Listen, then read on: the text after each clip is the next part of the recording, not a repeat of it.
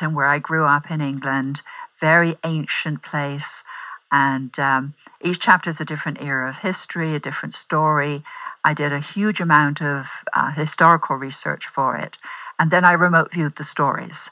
I went back in time and looked at that time with my inner eye and found a story. So each of the chapters is a standalone story in different eras leading up to the present and a little bit into the future. And Shire is a little book of reminiscences that came out of writing River of Passion, because as I was writing River, these remembrances would come up of the village when I was growing up in the 50s. And so I wrote those down, and the publisher, Publish America, took both of them. Oh, interesting. So remote viewing has been very good to you. It has. It's been an amazing journey, and it's not been an easy journey because there's been a lot of fits and starts, finding which path I'm supposed to take. But I feel I'm on the right path now. How come it is that in remote viewing you can go back into the past, you can remote view the fairly close present, and you can remote view into the future? Now, I know that most people don't talk about remote viewing into the future, and very few people have really touched upon that. But I wonder what your take is on that. I feel that, like I know Paul Smith has talked about this, the future events, the nearer the future event is to when you remote view it, the more likely it is to be correct. The further away from when you're viewing way into the future, then it's less likely to be correct. And I think that's due to something called the alternative futures problem, that every single decision we make sets us off on a different path into the future. So, just deciding this moment to do this diverts you. However, in quantum physics, there's the phenomena of the particle and the wave. Every wave is constructed of particles. And in viewing a particular future, you collapse the wave. You make it more likely to happen. That's my feeling. I've had remote viewings validated after 8 years, 11 years. The rings of Saturn, I remote viewed about 94. And recently the Cassini probe reached the rings of Saturn, and a lot of what I had perceived was validated by the data sent back by the Cassini probe. So you have the capability to remote view at least 10 years into the future. I think so. I'm not always correct. I'm not 100%. I've tested out about 75, 78%. That's still very good. It's pretty good. That's pretty good. And now I have to ask you the tough questions about the next few years. Now, I cannot imagine that somebody with your abilities, your skills, your gifts, and your interests hasn't looked and remote viewed into the next few years. Have you? I have. In fact, I've had clients that have asked me to do that for them. And I see the next few years as still very much of what we're going through now. In fact, even deepening, which is not a good picture. But it brings us back to simpler times. During the 1950s, people lived a lot simpler lives. And that's part of my credo now, is simple living. I'm trying to center my life around simple living. And so there are good things that come out of it, but I think there's still going to be a huge struggle for folks. I mean, the whole world is in chaos, and I don't think it's going to get any better soon. When I asked Lynn Buchanan in an interview we did last year what he saw within 10 years, how society looked, he said that he saw in his remote viewing work the return to an agrarian society. Now, that's profound.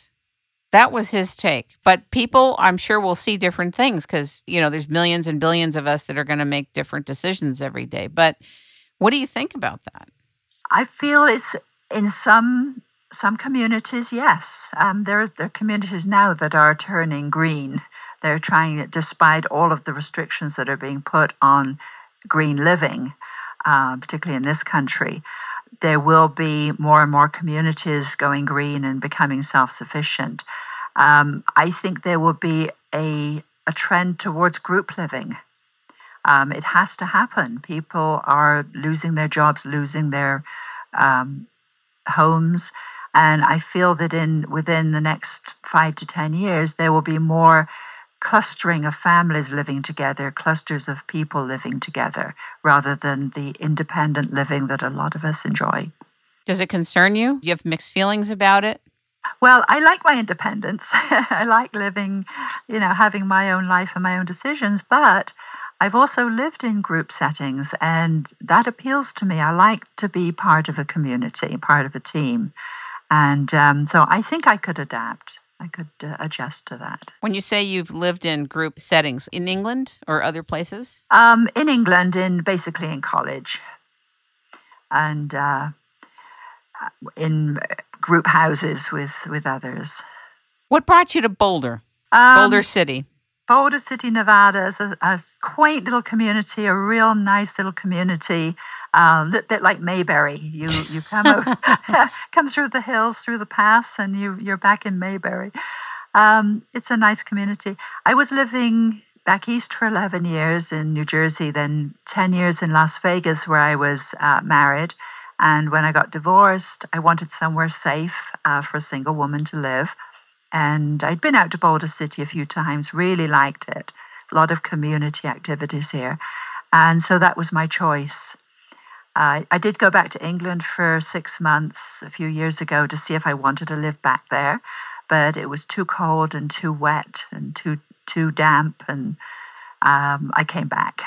I had a conversation when I was out in Nevada a few days ago with John Lear, and one of the things he said is that he felt that we don't really have the free will we think we do.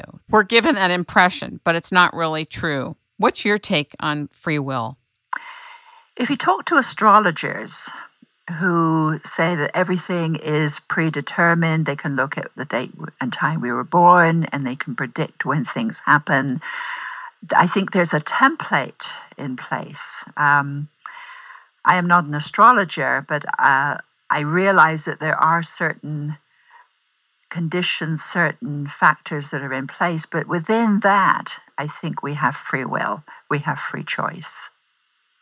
So it's a bit of both. I can't come down at either side strongly, that it's all free will or it's all preordained. Yeah, I think it's mixed too. Yeah. I do. It feels like it's mixed. Even why we step to the right, why we do something at a certain time.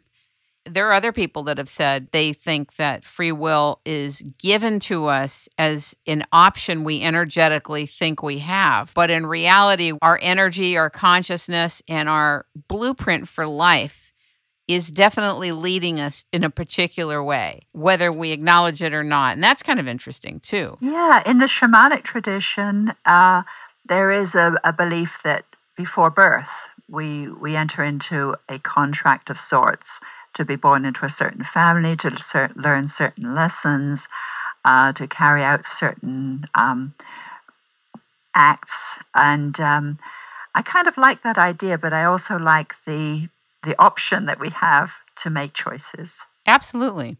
Absolutely. What has been the most complex challenge that you've had up to this point in your life? Oh, wow. There have been many. Well, whatever you're comfortable to share. Oh, gosh. Yeah.